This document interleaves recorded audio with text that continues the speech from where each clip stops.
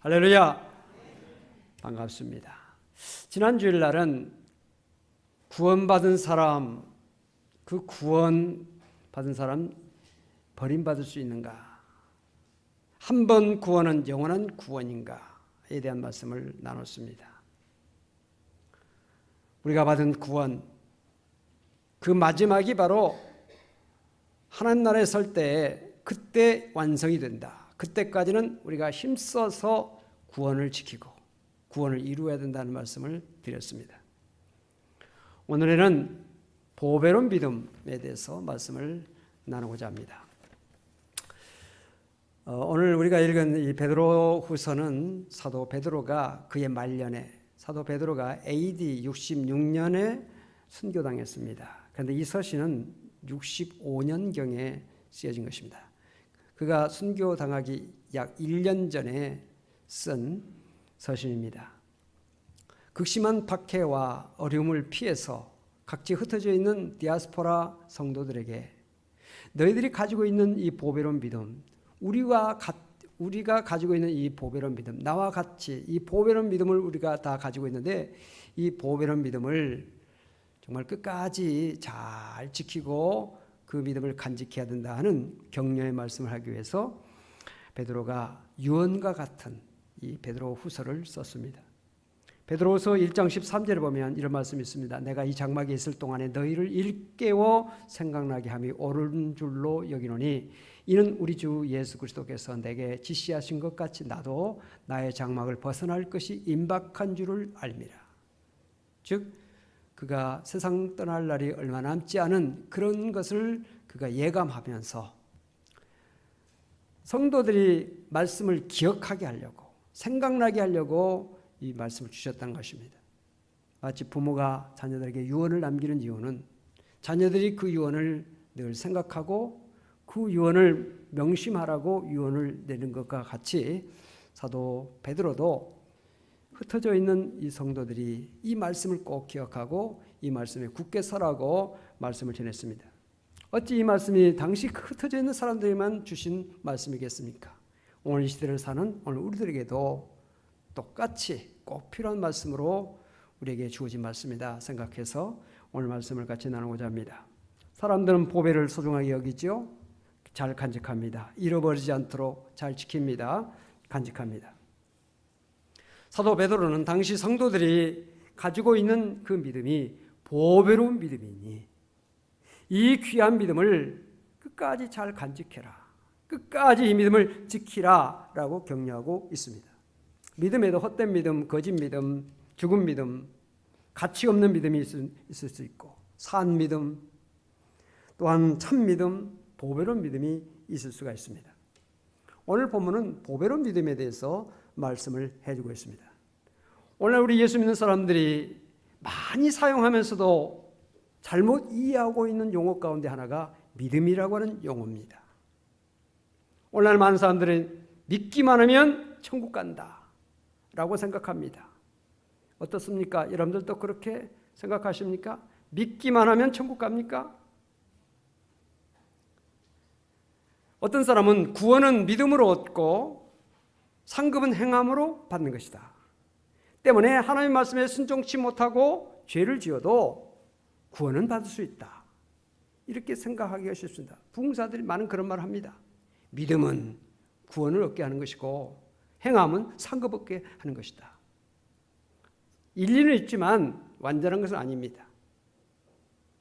성경은 믿었지만 즉 구원받았지만 그 구원을 끝까지 이루지 못한 사람들이 있다는 사실을 우리에게 분명하게 말씀하고 있습니다. 성경은 예수를 믿는 사람들에게 주어지는 말씀입니다. 너에게 영생이 있음을 알게 하고 그 영생을 굳건히 하게 하기 위해서 성경 말씀이 기록되어 있는 것입니다. 그러므로 우리에게 주어진 오늘 말씀도 믿지 않는 사람들에게 주는 말씀이라기보다는 믿음의 사람들에게 믿고 있는 성도들에게 주시는 말씀이다. 이렇게 생각을 해야 되는 것입니다. 사도행전 8장을 보면 빌립이라고 하는 집사, 평신도입니다.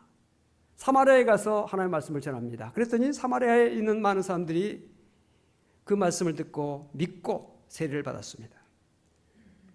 그 가운데 시몬이라고 하는 사람이 있었는데 그 사람도 예수 그리스도에 대한 복음을 듣고 사람들과 같이 믿음을 갖고 세례를 받았습니다.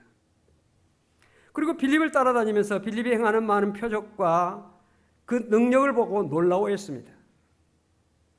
예루살렘에 있는 사도들이 사마리아에 하나님의 말씀이 전해지고 그 말씀을 통해서 많은 사람들이 예수 믿게 됐다는 소식을 듣고 두 사도를 보냅니다. 베드로와 요한을 보냅니다.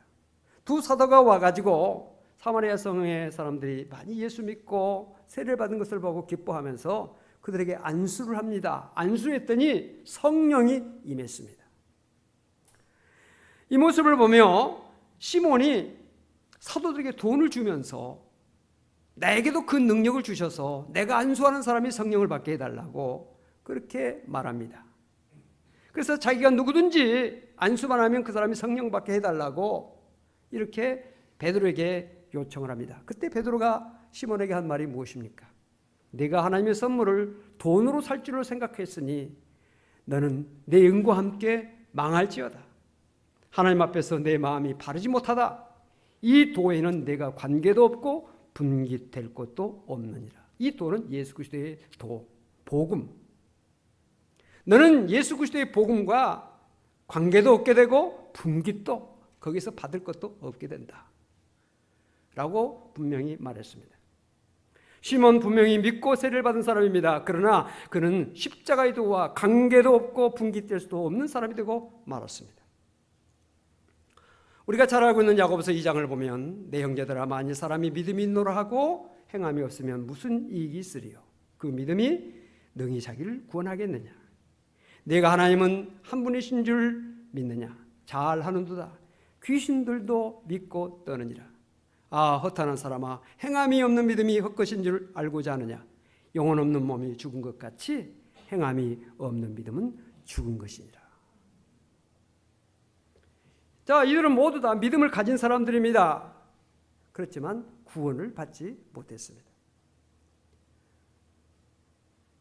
귀신도 하나님이 한 분이신 것을 믿는다 그랬습니다. 그래 귀신이 구원받지 못하잖아요. 다시 말하면 믿음을 가진다고 해서 다 구원받은 것은 아니다. 그 이유가 뭐냐? 그 믿음이 진정한 믿음이 아니고 그 믿음이 참 믿음이 아니고 그 믿음이 하나님을 기쁘시게 하는 믿음이 아니기 때문에 내가 믿는다고 하지만 그 믿음은 하나님께서 인정하지 않는 믿음이기 때문에 그런 결과가 오는 것입니다. 오늘날 이와 같이 거짓 믿음을 가지고 신앙생활하는 사람이 너무 많습니다. 나 지금 예수 믿고 있어. 교회 다니고 있어. 과연 그 사람이 하나님 앞에 섰을 때 구원받은 사람을 설 수 있느냐? 그 믿음을 하나님께서 인정하시느냐? 여러분, 내 아들 잘 되기 위해서 내가 예수 믿는다. 구원받습니까? 나 돈 많이 벌게 해주세요. 나 돈 많이 벌기 위해서 지금 예수 믿고 있는데 하나님 앞에 섰을 때 그 믿음이 그를 구원합니까? 구원 얻을 믿음을 가져야 구원받는 것입니다. 구원에 합당한 믿음을 가져야 구원받는 것이지 구원에 합당치 못한 믿음을 가지고 이것이 믿음이라고 생각하고 착각하는 사람들이 오늘날 교회 안에 많이 있다는 사실입니다. 여러분 짝퉁 많이 있잖아요. 좋은 것일수록 명품일수록 짝퉁이 있습니다. 명품인 줄 알고 진짜인 줄 알고 짝퉁을 열심히 들고 다니면서 사람들이 자랑합니다. 아, 이거 좋은 거라고. 그런데 딱 가짜로 판명나면 얼마나 창피합니까? 자랑한 것이 창피하죠. 차라리 자랑 않고 있으면 괜찮았지. 진짜 믿음인 줄 알고 뽐내고 살던 믿음의 사람들, 나는 직분이 뭐다 라고 말하면서 예수 잘 믿는 것처럼 하다가 하나님 앞에 섰을 때 가짜로 판명이 된다면 창피는 물건이 뭐냐? 멸망하는 것, 망하는 것이죠. 그러므로 오늘 나와 여러분은 분명한 믿음을 가져야 됩니다. 하나님이 기뻐하신 믿음, 내가 가지고 있는 믿음이 진정한 믿음인가? 내가 믿음에 있는가? 내 자신을 시험하고 확증하라. 성경은 말씀하고 있으니 우리는 늘 내가 가진 믿음이 진정한 믿음인가? 진짜인가? 검증해야 된다는 것이에요. 뭘로 검증하느냐? 말씀으로. 말씀의 시금석 앞에 딱 내 믿음을 내놓고 내 믿음이 진짜인가 아닌가? 감정을 하라는 것입니다. 그래서 내가 가진 믿음이 진정한 믿음, 진짜 보배와 같은 믿음이란다면 잘 간직하고 잘 지키고 끝까지 그 믿음을 가지고 가야 된다는 것이에요. 보배로 믿음은 그건 무엇입니까? 어떤 것이 진정한 믿음입니까? 첫째로 이 보배는, 진정한 믿음은 예수를 나의 주로 믿고 영접하는 믿음. 다시 한번요. 진정한 믿음은 예수를 자기의 주로 믿고 영접하는 것.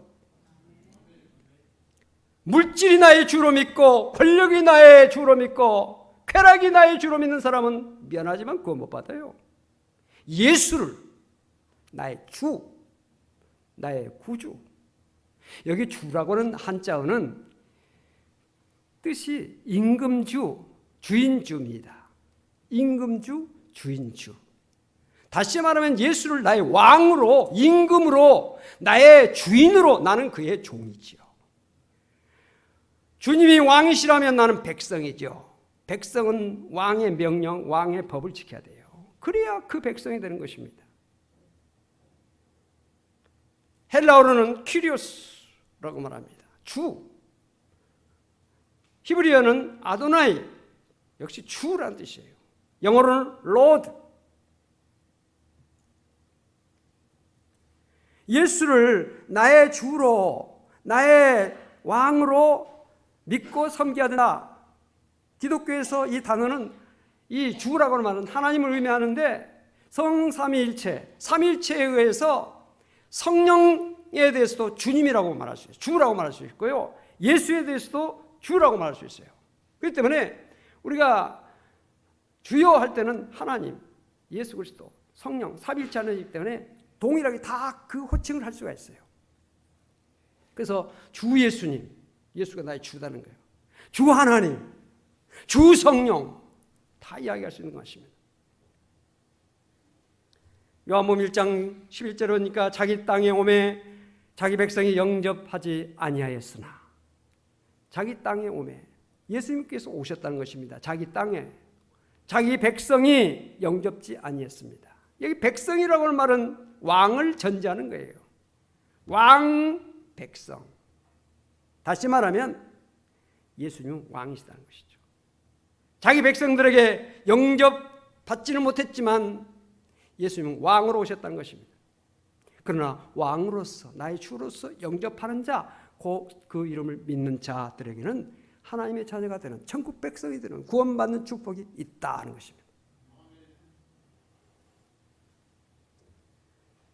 이 말씀 하셨습니까? 사도행전 2장 36절에 보니까 그런즉 이스라엘 온 집은 확실히 알지니 너희가 십자가에 못 박은 이 예수를 하나님이 주와 그리스도가 되게 하셨다. 주로 삼으셨다는 거예요. 예수를. 사도행전 16장 31절 주 예수를 믿으라. 그리하면 너와 내 집이 구원을 받으리라. 주 예수. 로마서 10장 9절에 내가 만일 내 입으로 예수를 주로 시인하며 또 하나님께서 그를 죽은 자 가운데서 살리신 것을 내 마음에 믿으면, 주로 믿으면 뭘 얻는다? 구원을 얻는다. 사람이 마음으로 믿어 의에 이르고 입으로 시인하여 예수를 주로 시인할 때 구원을 받는다. 인정한다는 것이에요. 예수를 나의 왕으로 인정하고 나의 주로 인정하는 사람 구원을 받는다. 성도는 모든 삶 속에서 예수님의 지배를 받아야 돼요. 통치를 받아야 돼요. 그가 다스려야 돼. 내 생각도 다스리고 내 마음도 다스리고 내 손, 발, 내 모든 것을 예수님께서 다스리시도록 맡겨드리는 것이 예수를 주로 고백하는 성도의 모습인 것입니다. 손 따로, 발 따로, 머리 따로 예수님과 아무 상관없이 생활한다? 그건 아니죠. 그것은 예수를 주로 삼는 사람의 삶이 아닙니다. 예수를 왕으로 삼는 사람의 모습이 아닌 것입니다. 모든 삶 속에서 예수가 왕이 돼야 돼요. 왕의 명령에 복종해야 되잖아요. 왕의 명령에 복종치 않고 반역하면 어떻습니까? 반역자, 삼족이 멸망당하죠. 누가복음 19장 27절에 그리고 내가 왕됨을 원하지 아니하던 저 원수들을 이리로 끌어다가 내 앞에서 죽이라 하였느니라. 예수님을 왕으로 받아들이지 않고 거부하는 사람들 멸망한다는 것이에요. 이런 말씀도 우리가 읽기가 별로 좀 꺼려지잖아요. 죽는다. 한 목사님은 무슨 죽는다는 소리를 합니까? 산다는 이야기를 해야지. 근데 성경은 죽음이라고 하는 것이 있기 때문에 산 것이 가치 있는 것이에요. 어둠이 있기 때문에 빛이 가치가 있는 것처럼 사망이 없다면 생명의 가치가 없죠. 우리의 병이 있으니까 우리 건강이 소중하죠. 병이 없다. 건강 가진 거 감사할 것도 말할 것도 없지. 성경은 두 가지를 분명히 말합니다. 생과 사, 천국과 지옥.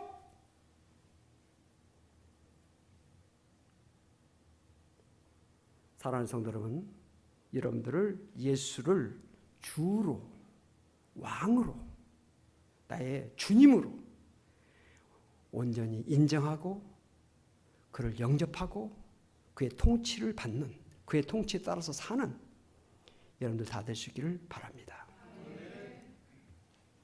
또 하나, 보배로 믿음은 예수 그리스도를 의지하는 믿음입니다. 의지. 여러분, 믿는 것과 의지하는 것은 좀 달라요. 자, 이게 형광펜인 줄 믿습니까? 믿죠? 그런데 의지합니까? 의지하지 않아요. 마이크, 이거 마이크인 줄 믿죠? 그러나 의지하지는 않아요. 믿음은 의지하는 겁니다. 예수, 구주 예수 의지함이 쉼이 기쁜 일일세. 의지해야 돼. 의지해. 어린아이일수록 부모를 의지합니다. 마태복음 18장 2절 3절 보니까 예수께서 한 어린아이를 불러 그들 가운데 세우시고 이르시되 진실로 너에게 이르노니 너희가 돌이켜 이 어린 아이들과 같이 되지 아니하면 결단코 천국에 들어가지 못하리라. 아유, 목사님, 저는 지금 나이가 지금 70인데 나는 어린아이 아니어서 못 가겠네요. 여기서 어린아이는 뭐냐? 그렇다고 해서 갓난아이, 이제 초등학생들이 다 천국 간다는 이야기 아니에요. 여기에서 어린아이는 뭡니까? 어린아이가 부모를 의지하는 것처럼 하나님을 의지하는 자, 예수를 온전히 의지한 자가 천국에 들어간다는 뜻이에요. 그걸 알아야 돼요. 어린아이. 우리는 어린아이처럼 부모를 의지해야 돼요. 어린아이로 갈수록 부모를 의지합니다. 부모를 의지하냐면 살 수가 없어요. 먹여주고 입혀주고 모든 것을 병이 들면 고쳐주고 병원에 데려가지고 약 먹이고. 근데 점점점 자라나면 부모를 덜 의지합니다. 어른 되면 독립합니다. 이제 부모를 의지하지 않고 오히려 부모를 도와주죠. 여기에서 예수님께서 한 어린아이를 세우시고 어린아이같이 되라고 하는 이야기는 뭐냐? 그가 부모를 의지하는 것처럼, 어른들을 의지하는 것처럼 주님을 의지하고 하나님을 의지하여 천국에 들어간다. 이것을 알게 하기 위해서 어린아이를 세운 것이지, 어린아이가 예뻐서 세운 것이 아니에요. 착각하지 말아요. 어린아이라고 들어간 게 아니라 의지해야 되는 거예요. 하나님을 의지, 예수님을 의지해야 천국에 들어간다는 것이에요. 우리의 믿음을 잘 표현해주고 있는 비유 가운데 하나가 요한복음 15장에 나오는 포도나무 비유입니다. 포도나무 비유를 보면 가지가 포도나무에 붙어있지 아니하면 스스로 열매를 맺을 수 없음 같이 너희도 내 안에 있지 아니하면 그러하리라. 나는 포도나무에 너희는 가지라. 그가 내 안에 내가 그 안에 거하면 사람이 열매를 많이 맺나니 나를 떠나서는 너희가 아무것도 할 수 없습니다. 사람이 내 안에 거하지 아니하면 가지처럼 밖에 버려져 마르나니 사람들이 그것을 모아다가 불에 던져 사르느니라. 우리가 너무나 잘 알고 있는 비유입니다. 너희는 가지다. 포도나무는 예수님. 나무로부터 분리된 가지. 꽃 피울 수 없습니다. 열매 맺을 수 없습니다. 꽃 열매, 그것은 고사하고 생명을 유지할 수가 없습니다. 마찬가지로 우리는 가지.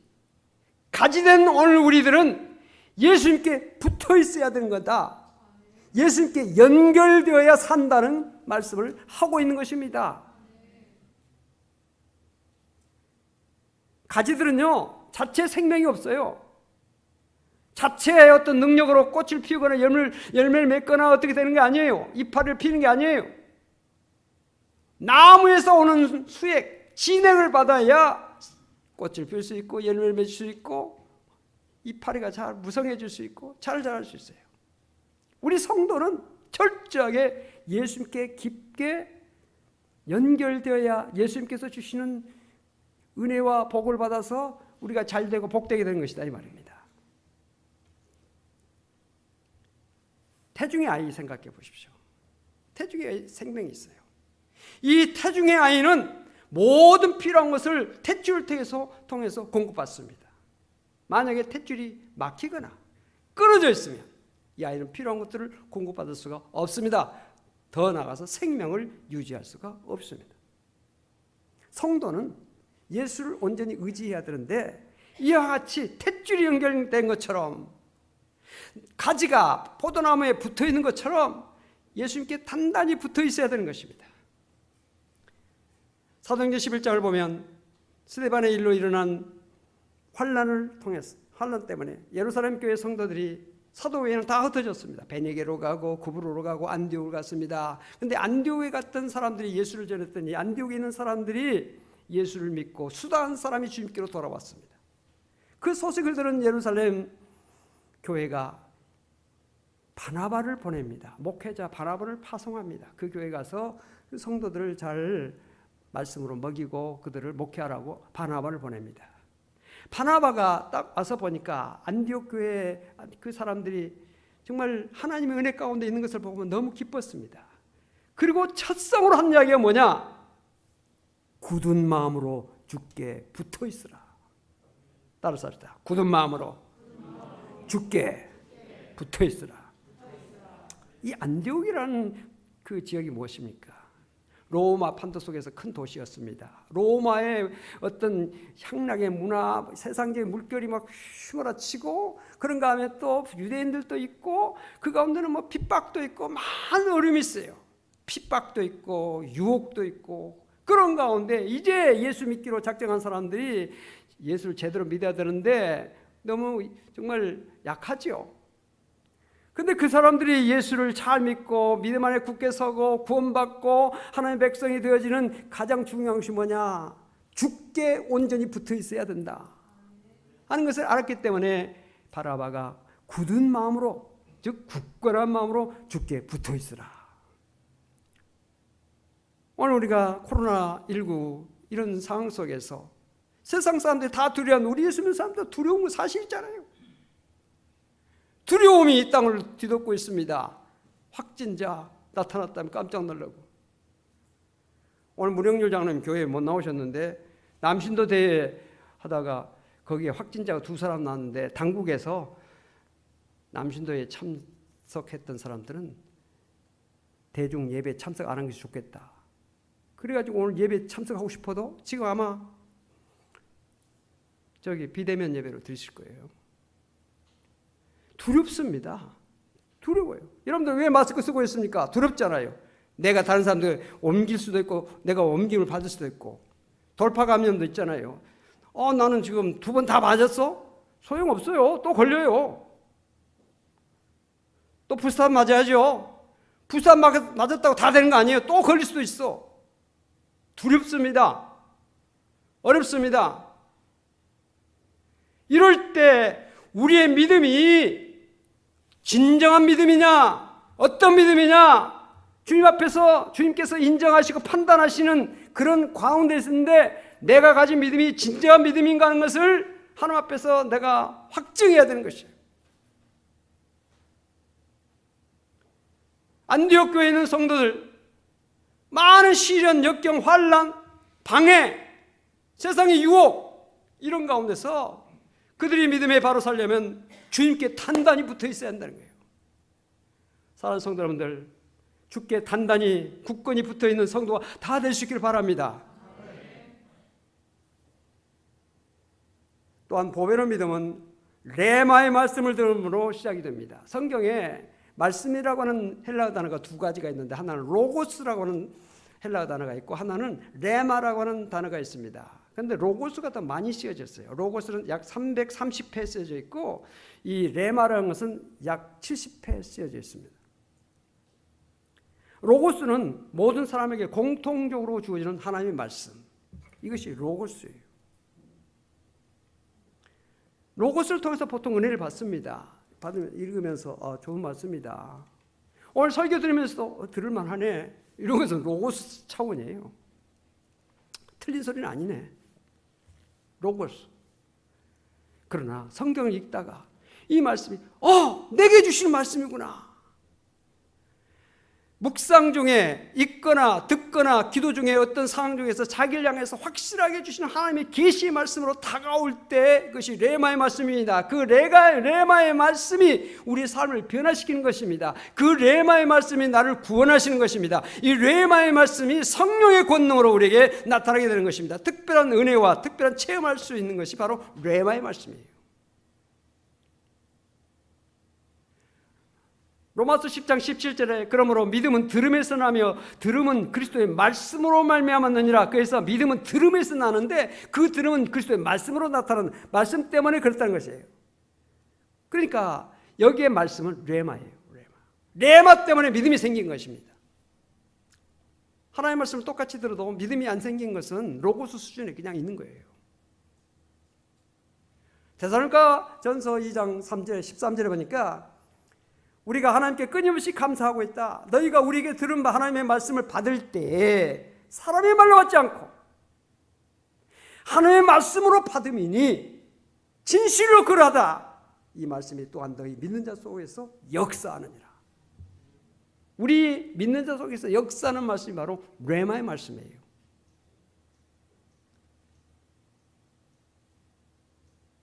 베드로가 예루살렘에서의 많은 사람들에게 말씀을 전했을 때 그 가운데 회개하고 예수 믿는 사람들이 하루에도 3,000명씩 나타났어요. 그런데 거기에 3,000명만 먹었겠어요? 더 많은 사람들이 있었지만 그 가운데 레마의 말씀으로 마음속에 들려지는 그 사람들만이 회개하고 세례받고 예수를 믿게 된 것이에요. 오늘도 말씀이 전파되고 있습니다.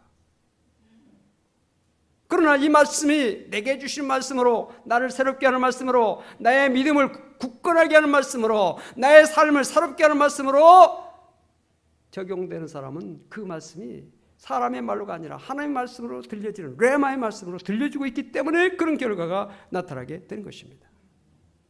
그렇기 때문에 우리는 끊임없이 성령의 도움을 구해야 됩니다. 성령님, 말씀이 하나님 말씀이 되게 해주시고 생명의 말씀이 되게 해주시고 치료의 말씀이 되게 해주시고 위로의 말씀이 되게 하시고 내게 정말 축복의 문이 열려지는 귀한 말씀 되게 해주시옵소서. 이런 기도를 우리가 끊임없이 해야 되는 것은 이 말이 사람의 말로가 아니라 여러분 사람의 말 들으려고 오셨습니까? 하나님의 말씀 들으려고 오셨잖아요. 그렇다면 시간 기도하면서 성령의 도움을 구하면서 우리 장로님 기도도 하시지만은 강단에서 선포되는 말씀이 하나님 말씀이 되게 해주시고 성령께서 역사하신 말씀이 되게 해달라고 우리가 기도하는 이유는 그 말씀이 레마의 말씀으로 내게 들려지도록 하기 위해서 그런 것이지요.